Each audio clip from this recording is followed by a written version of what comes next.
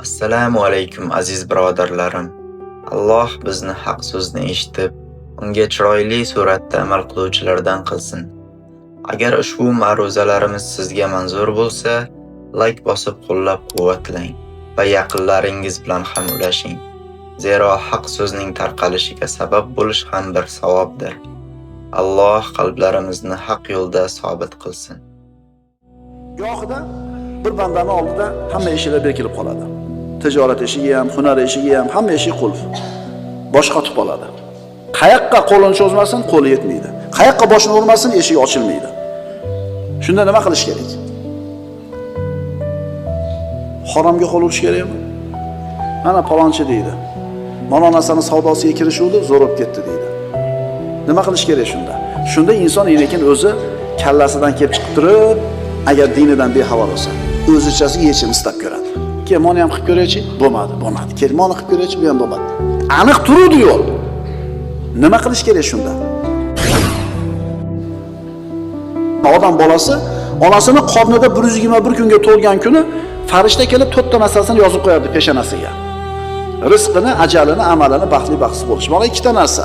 Rizq bilan ajal. Bunga insonda hech qanaqa aloqasi yo'q. Bu ko'paymaydi ham, ozaymaydi ham. Faqat barakotli bo'ladi yoki bebaraka bo'ladi. Millionta odam sizni haqqingizga 1000 yil yashagin deb duo qildi. 1000 yil yashaysizmi? Yashamaysiz. Yashamaysiz.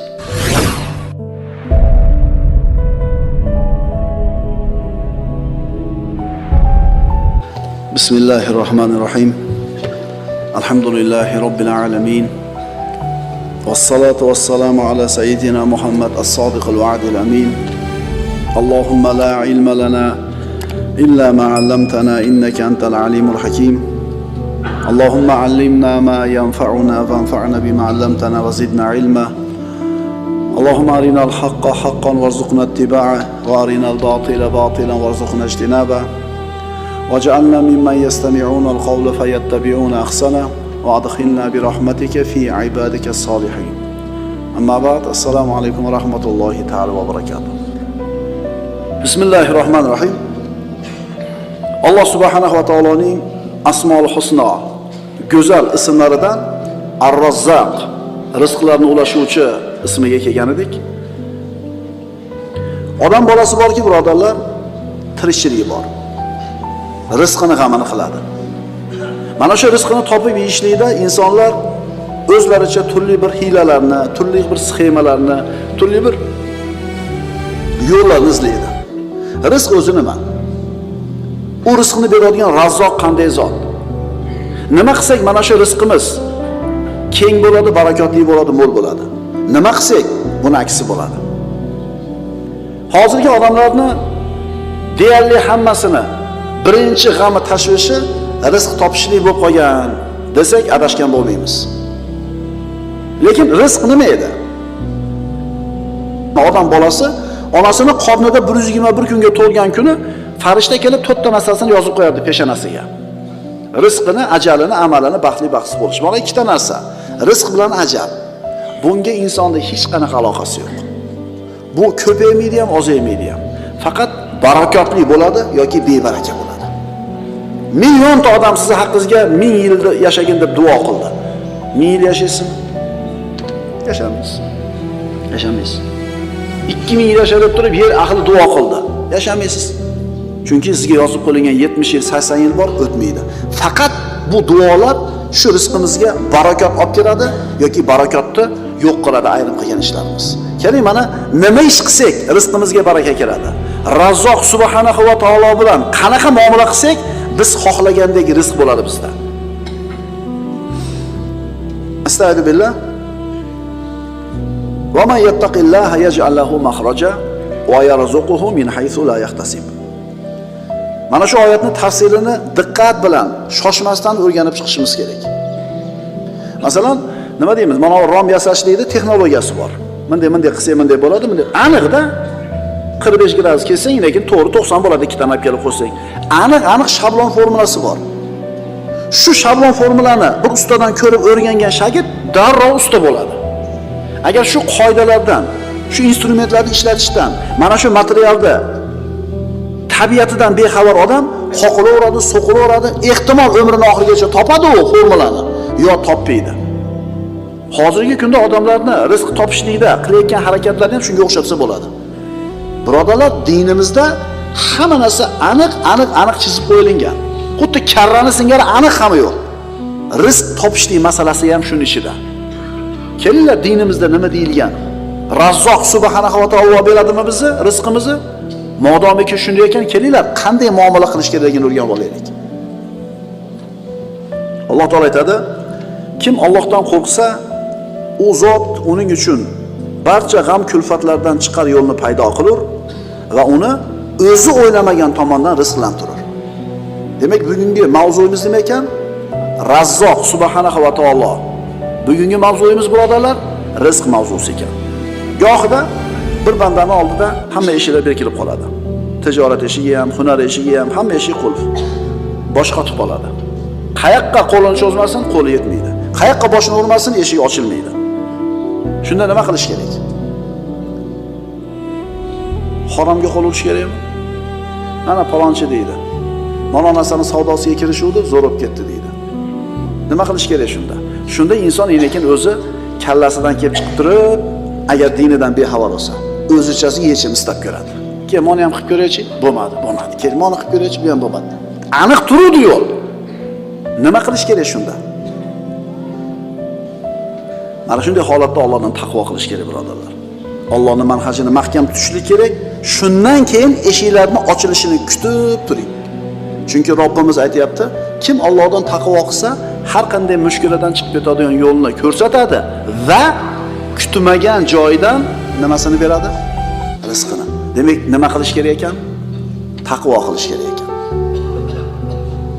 Alloh taoloni bu mo'min bandalarga bergan va'dasini amalga oshmay qolishidan ko'ra dunyoni ustun bo'lib ketishi osonroq. Qaytaraman.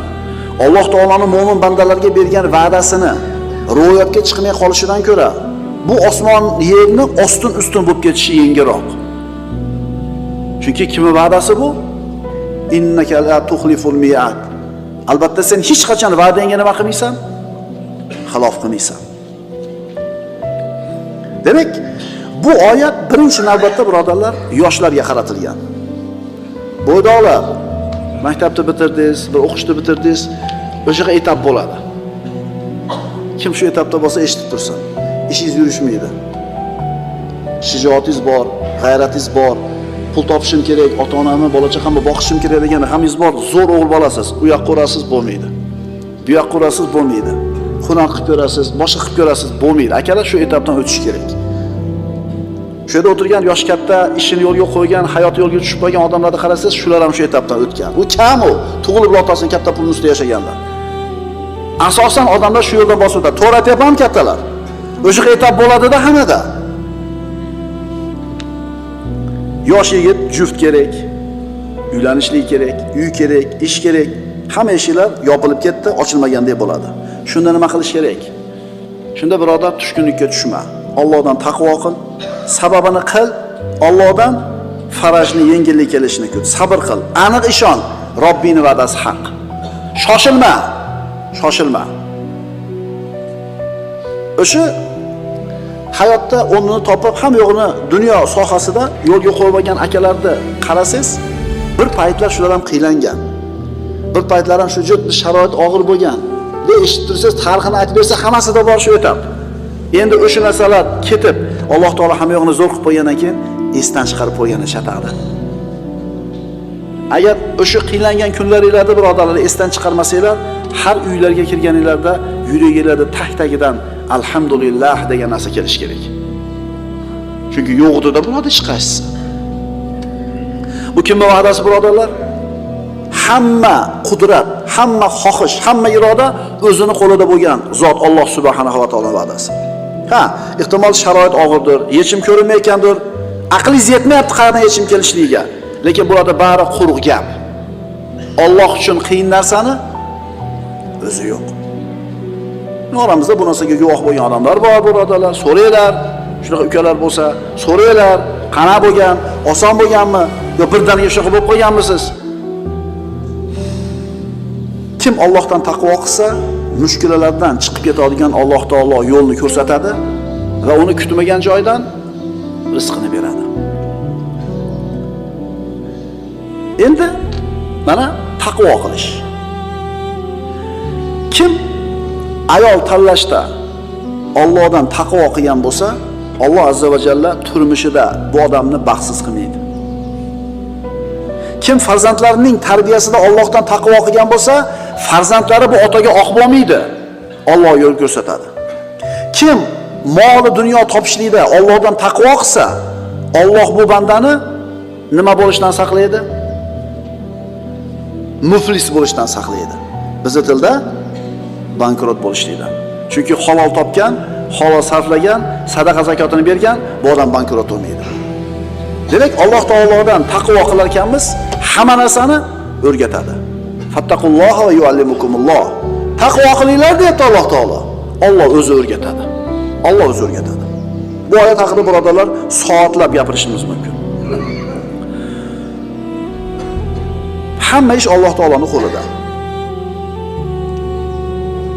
Bandalar ko'p narsani o'rgangan hayoti davomida. Odam alayhisalomdan boshlab shu kungacha juda ko'p narsani o'rgangan. Lekin mana shu o'rgangan narsalarning ichidagi eng afzali tavhid.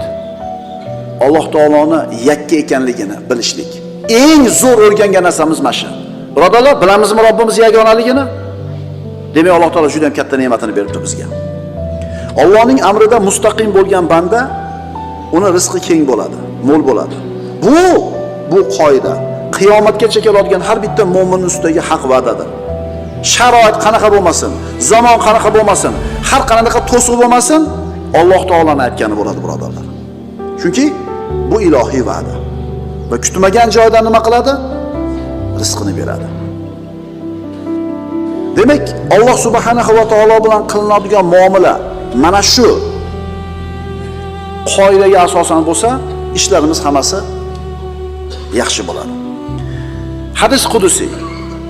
Hadis qudusiy Alloh taoloning aytgan so'zlari bu payg'ambarimiz sollallohu alayhi vasallamga ilhom suratida kelgan so'zlar. Agar Alloh taoloning so'zi Jabroil alayhisalom orqali jo'natgan bo'lsa, bu Qur'on oyati bo'ladi. Agar Alloh taolo o'zini mana shu so'zlarni payg'ambarimizni bir ilhom suratida yuborgan bo'lsa, Jabroil alayhisalomning vositasiz bu hadisi qudusiy deyiladi. Alloh taolo aytadi: "Bandam, sen men uchun men xohlagandek bo'lgin, men ham sen uchun sen xohlagandek bo'laman. Senga nima foydali ekanini menga gapirma. Sen ham xohlaysan, men ham xohlayman. Agar sen men xohlagan ishda menga taslim bo'lsang, sen istagan ishingda men senga kifoya qilaman. Men aytganda qabul deyapti. Qolgan ishingni meni zimmamga yuklab qo'y deyapti. Tushunarlimi? Tavakkal qilding bo'lmadi-yu desa, sen Alloh xohlaganda qilib bo'lmading shu ishda. Tavakkaldan avval sababini ham qilish kerak edi. Ana, sababni qilib turib tavakkal qiladi, Alloh aytganda qilib bo'lding shunda. Endi shu Alloh nima qiladi shunda senga? Mushkulingni hal qilib berar edi. Davomini o'qiymiz. Agar men xohlagan ishda menga taslim bo'lmasang, sen xohlayotgan ishda seni mashaqqatga solib qo'yaman. So'ngra faqatgina men istagan narsa bo'ladi. Go'zalligini qarang bu hadis qudusiy. Sen men aytgan ishda men xohlaganda qabul, sen xohlagan ishda men senga kifoya qilaman. Agar sen men xohlayotgan ishda men aytganda qabul bo'lmasang, sen xohlayotgan ishingda seni mashaqqatga tiqib qo'yaman. Keyin kim aytgani bo'ladi baribir? Men aytganim bo'ladi deyapti. Demak, Allohga itoat qilish, undan taqvo qilishga banda astoydil bel bog'lashlik kerak bo'ladi. Qo'lidan kelganicha sababini, mehnatini qilib qo'yadi, u yog'ini g'am qilmaydi. Alloh Razzoq, kutmagan joydan rizqini beraman deb va'da bergan. Buni isboti hayotda birodarlar to'liq yotibdi. Birodarlar, mana shu variant bir musulmonga ishlab, ikkinchisiga ishlamay qolmaydi. Mana shu variant bir musulmonga ishlab, ikkinchisiga ishlamay qolmaydi. Qarangda, bu yerda olimga ishlaydi, omaga ishlamaydi, arabga ishlaydi, ajamga ishlamaydi demayapti. Musulmonmi la ilaha illalloh Muhammad rasululloh degan hammasiga bir xil ishlaydi. Endi biri zo'r, biri xir bo'lyaptimi? Bilingki, bittasi Allohdan taqvo qilyapti. Endi agar taqvo qilmasang ish tekis ketayotgan bo'lsa, bundan ehtiyot bo'lish kerak. Bitta ishni qiladigan ikkita usta. Ikkovi bir xil ishlaydi, birini topganida baraka bor, ikkinchisida baraka yo'q. Demak, mana u Allohdan taqvo qilyapti. Endi umuman Allohdan taqvo qilmasang ish tekis ketyapti desa, buni ati nima edi? Istidrojida. Falamma nasu ma zukiru bihi. Allohni eslatmasi kelganida, ularga eslatma qilingan narsani unutganlaridan keyin hamma eshiklarni ochib tashladi. Shunday ko'tarib turib chopdi yerga deydi. Qaranglar-da, 1 yil shunaqa gurkirab ketgan o'sha odam. 1 yilda moncha imorat solgan. Moncha mashina olgan. Vo dedi, qaraysiz 2 yildan keyin yo'qda. Ikkita misol. Taqvo qilish, Allohni o'ziga suyanish, sababini qilish insonga nimalarni olib keladi? Kitni qornidagi Yunus alayhissalom. Yunus alayhissalomni Alloh azza va jalla buyurdi, kit yutib yubordi. Dengizga tashashdi qavm, kemadagilar. Shunda kit yutib olib tushib ketdi. 150 tonnalik kit. 50 tonna yog', 50 tonna go'sht, 50 tonna suyak. Bu kit shunaqa kattaki, odam bolasi tikka tursa og'ziga kirib, bemalol tikka turadi. Yutdi, suv tagiga kirib ketdi. Bu kit bir ovqat yeganda 4 tonna ovqat yer ekan, birodarlar. Uni rizqini yetkazar ekan Allohda qudratiga qoyil qolaylik. Unaqa kitdan nechta? Ha? Unaqa kitdan nechta? Siz bilan bizga o'sha odamlar nechta? Shular rizqini yetkazgan Alloh mo'min bandasi yalvorib duo qilsa, Alloh taolo payg'ambarimiz aytganlar, albatta Alloh taolo hayoli zot. Bandasi qo'lini ko'tarib yalvorsa, quruq qaytargani hayo qiladi deydi. Faqat bu banda qo'lini ko'tarayotganda taqvo qilib qo'ygan bo'lsin. Alloh aytgandek yashab qo'ygan bo'lsin. Astagfirullah. Fanada fi zulumati an la ilaha illa anta subhanaka inni kuntu minadh zalimin. Fastajabna lahu wa najjaynahu minal gham. Qorong'u zulmatlarda turib, hech iloh yo'q, magar o'zing bordirsan, ey pok Parvardigor. Dar haqiqat men o'z jonimga jabr qilguvchilardan bo'lib qoldim degan paytini eslang. Bas biz uning duosini mustajob qildik va uni g'am g'ussadan qutqardik. Bu qissa birodarlar hayotdagi qonun. Mana shu Qur'ondagi qissani Alloh taolo hayotda ishlaydigan qonunga aylantirdi. Bu qonun qaysi zamon bo'lmasin, qaysi yer bo'lmasin, qaysi sharoit bo'lmasin, albatta ishlaydi. O'zi kitni qorniga kirib ketishiga sabab nima edi? O'zini qilgan xatosi. Qavmini Yunus alayhissalom Allohning iznisiz tashab chiqib ketgan edi. O'zini qilgan xatosi tufayli shu mushkulaga kirdi. Endi mushkuladan chiqib ketish nima bilan bo'ldi? Allohning o'ziga duo qilishlik bilan. Yunus alayhissalomning qissasi hayotda ishlaydigan qonun, birodarlar. Va kadalika nunjil mu'minin.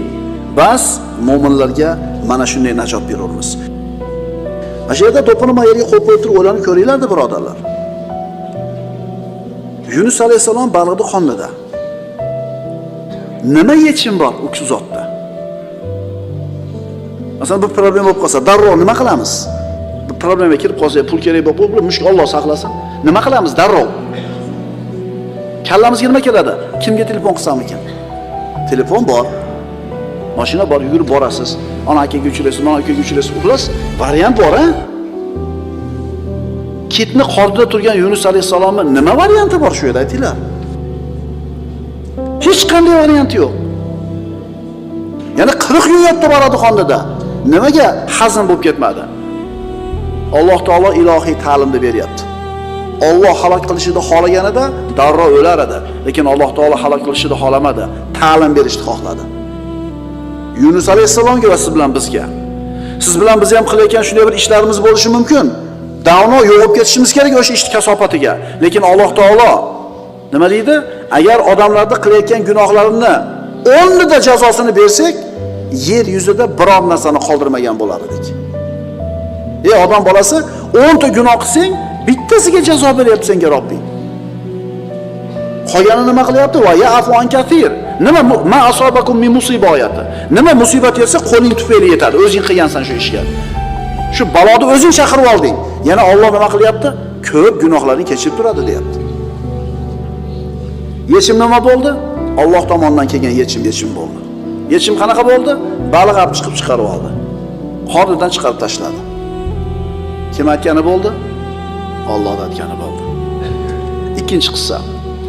Sayyidimiz Musa alayhissalom va Firavun. Payg'ambarlar qissasida o'tganmiz, birodarlar. 600 mingga yaqin yahudiyni Misrdan Baytul Maqdis tarafga qarab olib chiqib ketyapti Musa alayhissalom tunda. Firavun ruxsat berdi. Tong yotgandan keyin qarasa, Banu Isroil chiqib ketdi. Kim bizni xizmatimizni qiladi? O'sha davrdagi eng qudratli qo'shinini yig'di-da, Banu Isroilni orqasidan quvib bordi. Banu Isroilni avvali dengizga borganida bu karvonning avvali. Bu karvonning oxiridagilar Firavunning qo'shinini ko'rdi. Shunda inna la mudrakun. Qala ashabu Musa inna la mudrakun. Shunda Musoning hamrohlari aytishdi, albatta bizga endi yetib olishadi. Biz aniq tutildik, chunki boshqa yo'l qolmadi. Oldida dengiz, orqada qo'shin turibdi. Qala kalla inna ma'i robbi sayahdin. Aniq ishonch bilan Robbisiga suyanib turib, Musa alayhisalom aytdi, yo'q. Albatta Robbim men bilan, albatta menga yo'l ko'rsatadi. Aytinglarchi, bularda nima yechimi bor edi oldida? Hech qanaqa yechimi yo'q. O'sha zamondagi eng qudratli qo'shin orqasidan kelib turibdi. Qirib tashlashlik yoki xatar olib ketishlikka. Kim saqladi? Alloh taolo aytdi, asoyini dengizga ur. Qissani davomini bilasizlar. Ular o'tib ketdi Banu Isroil, Firavun suv tagida qoldi. Yechimni kim berdi? Yechimni Alloh subhanahu va taolo berdi. G'alabaga erishishlikka imkoniyati nol akalar. Najot kelishlik hech qanday bir ishonch yo'q. Lekin nima bo'ldi? Yo'q, Robbim men bilan birga, albatta yo'l ko'rsatadi dedi. Aytdik-ku oyat darsimiz boshida. Va man yattaqillaha yaj'al lahu makhraja. Kim taqvo qilsa, Alloh nima qilib beradi? Albatta yechimni beradi. Rostgo'y bo'l, ishonchli bo'l, odamlarga yaxshilikni ravo ko'r, harom yo'l bilan rizq topishni o'ylama. Chunki Allohning huzuridagi narsaga ma'siyat bilan yetilmaydi. Allohning xayriyati, barakotiga inson gunoh bilan yeta olmaydi. O'sha harom tijorat bilan katta pul topgan, boyigan odamlar haromni tijoratiga kirishganligi uchun boyigani yo'q. Alloh uni rizqiga yozgani uchun boyidi. Agar halol narsani savdosi bilan shug'ullanganda ham boyar edi u. Bu biz iymonimiz. Chunki o'sha harom ishga kirishganligi uchun boyidi desiz, xuddi shu harom ishni qilayotgan boshqalari boyimayapti-yu. Agar halol ishni qilganligi uchun ish yurishmayapti desiz, xuddi shu halol ishni qilib turib ish yurishayotganlar ham bor-u. Shuni tushunib olaylik. Rizq Alloh taoloning qo'lida. Va man yattaqillaha yaj'al lahu makhraja va yarzuquhu min haythu la yahtasib. Kim Allohdan qo'rqsa, u zot uning uchun barcha g'am kulfatlardan chiqar yo'lni paydo qilur va uni o'zi kutmagan joydan rizqlantirur. Kim Allohga tavakkul qilsa, bas Allohning o'zi unga yetarlidir.